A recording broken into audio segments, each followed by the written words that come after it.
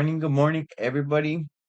Yes, this is the next day in the morning. I was a little tired last night, so I went to bed a little early, but we're still getting this up before 8 a.m. Some of the stuff that stood out from last week's 10 pages for our work week. I thought this was hilarious. So this guy started outsourcing everything. So we outsourced like the people what doing his emails, doing um all the little stuff in business. And then he even was like, you know what? I could probably outsource my personal life as well. So he had his personal assistant. Oh, well, he mentioned to his personal assistant, "Hey, I have my wife was mad at me because I forgot to, I believe, throw away the trash or something like that. Oh, he forgot to pick up cash at the ATM. So he had he had his personal assistant message his wife for him saying that like, I'm sorry, I forgot, I still love you, etc. Like he was outsourcing everything. That's pretty wild. Actually getting to the point where even for personal stuff, you outsource things to your personal assistant. It's wild. But that was one of the things that stood out. There was actually a quote here from Malcolm X. So on my TikTok, I usually put a quote that I find cool or nice or interesting at the bottom of my videos. I ended up putting this one. So nobody can give you freedom, nobody can give you equality or justice or anything. If you're a man, you take it. I don't know, it stood out to me because it's true. You gotta work for it. You gotta want it in order to get what you want. Um, let's see what else did I do. Um, the goal is to free your time to focus on bigger and better things. In fact, this is the that's basically what everybody else wants. I feel like even millionaires that have all these companies, usually they build up that company so that they could continue doing cool stuff. I don't know, like I think Elon Musk, that man's just a genius. That man just went all in on everything, electric, freaking they got SpaceX, he's building rockets. Have you seen some of the interviews of like pre SpaceX where like people would be like, "Why are you doing this?" His heroes were against it, and he even talked about it. He was kind of sad about it. He was hoping that those people that kind of encouraged him or gave him the idea of building those rockets weren't with him, and he was kind of sad about it. Um, but like for him, I bet I'm pretty sure he built all those stuff so he could continue working towards those goals of like building a space rocket, having the best electric car, going against the grain. Um, I believe he said even had a friend that put together like 20 hours worth of rocket ships just getting destroyed while being or attempting to be used, and they just got destroyed. They were basically telling him, "Don't do it. You're just gonna waste your money." But this man said, "Who cares? I'm putting it all in." He got to a point. I believe I talked this in another video, but he got to a point where he only had 40 million left or 40 billion, something like that. Of course, to us that sounds like a lot, but for him that was basically what a little bit that he had left, and he had to choose between putting it in, I believe, Tesla or SpaceX, and he decided to put if he put those 40 million into one company, he would for sure keep it up, but the other one would die. And if you put it into the other one would die. So what he did is he gambled and put half and half on each just to keep them a surface, give them a little bit of air, and hope that they both survive. And luckily, this man's a genius and he made it happen. It was the same with the rocket launches. The first one failed. The second one failed. And then the third one, when they barely had resources, like there was either we fell or we're going down. It ended up succeeding. The- And this man at the end, he's like, I'm sure we could have probably had less unsuccessful um goals, but I couldn't find a good uh scientist or whatever they're called. He couldn't find a good engineer, a rocket engineer. So he had to figure out himself, even though he had no degree or anything, just himself. He figured it out. I don't know how that man does it. Um,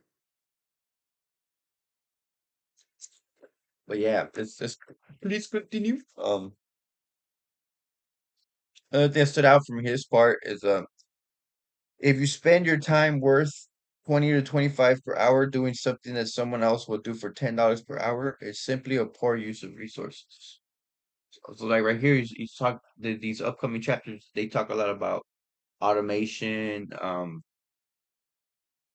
leveraging, using other people's time to do your stuff, and that's very true right there. If you know that maybe you could do a better job, but this person could do somewhat of a good job for $10, might as well outsource it, let them do it, and you focus on something more important.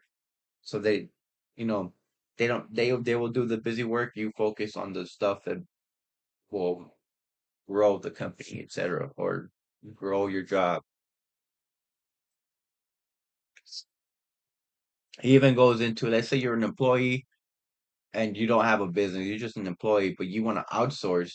There's ways where you could go ahead and outsource it as and if the company kind of that you're working for is against it, you just got to make sure that there's no PPI, so personal um product information or something. I forgot what it's called, personal property information. So make sure there's no personal identification, no social security, credit card, etc. Just make sure it's just busy work, like data entry, so that they won't really care too much.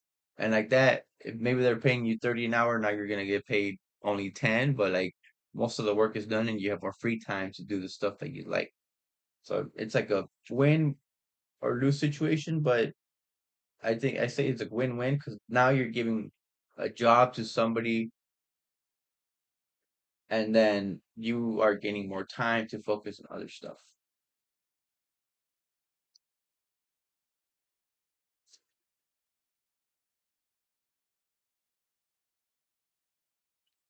I also highlighted this part. No, I'm going to do it a little bit more just because I mean we've only been doing like I believe 7 to 10 minutes. Usually it goes up to 13. I also like this one right here. Have you ever been given a logical assignment, handed in unimportant work, or commanded to do something in the most efficient fashion possible?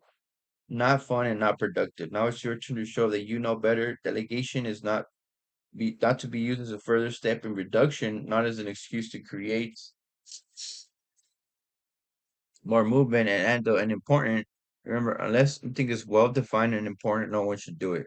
Never automate something that can be eliminated, and never delegate something that can be automated or streamlined.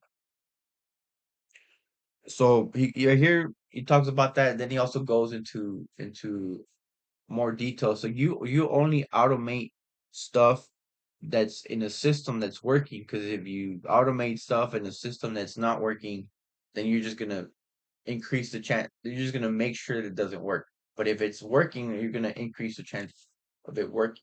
Um, he has a better term for this.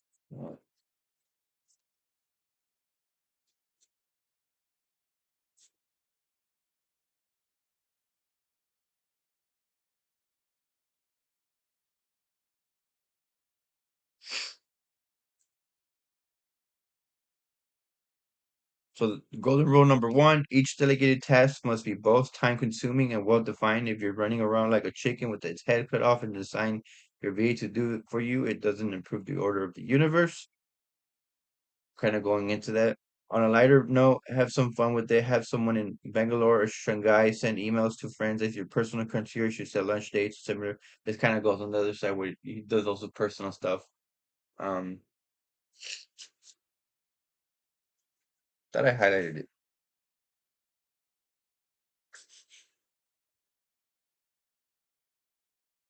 Here, so using people to leverage a refined process multiplies production. Using people as a solution to a poor process multiplies problems. So kind of going into that where if it's a good um if you're using it for leverage, it will multiply the production. But if you're using it as a solution, or yeah, you have no idea what you're doing, but like you feel like you outsource it, it will probably bring more problems. But anyways, that was day 12 of 75 hard. We've been going pretty strong. Today I'm doing chest, or yesterday it was another day of, I guess you could say, um a rest day. So I do two days of rest, but not necessarily rest because I'm still working out.